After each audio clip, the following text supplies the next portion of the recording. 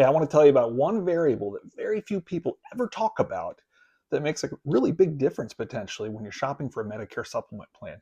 And that variable is called MLR, which stands for medical loss ratio. So the medical loss ratio for an insurance plan is basically how much of the money they take in are they paying out in the forms of medical costs or claims. Think of it this way. If an insurance plan takes in $100 in premiums and monthly payments from their members, and they wind up spending $80 on medical costs due to health claims, then the medical loss ratio is 80%. 80% of the money they take in is going out in the form of claims. So that leaves them basically a 20% margin through which they run their business, pay their overhead, any profits, any kind of overhead expenses that they need to pay.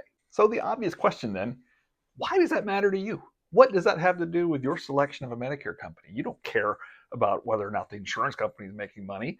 Well, here's why it matters. So the example I just gave, 80% in MLR, is actually pretty healthy. Most people would say that a 70 to 80% MLR is doing really well. Now, here's the catch. Most Medicare supplement plans are not doing very well. Okay, so 80% is great, but what happens if they wind up with an MLR of 95% or 120%? That means they're not really making any money. Here's why that matters to you. If an insurance company is running that kind of MLR, that means their rate's going to go up. Okay, they're in it to make money. So they're going to be raising their rates a lot more quickly if they have a bad MLR. So that's something you got to take into account when you're shopping, because remember, on a Medicare supplement plan, we're playing the long game.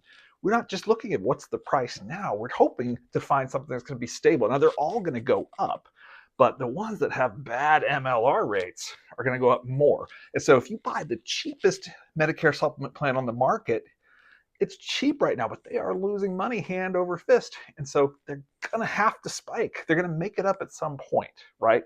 So these are the kind of like in-depth type considerations that most people don't tell you about that really do make a difference in terms of the long-term value of what plan you're selecting.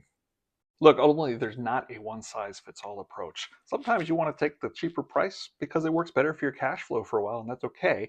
We just want to make sure you understand all of the options, the nuances that kind of go into selecting a Medicare supplement plan. And don't just always assume the cheapest plan is the best one. We help all of our clients think through these kinds of processes to make sure you come up with the best fit for you.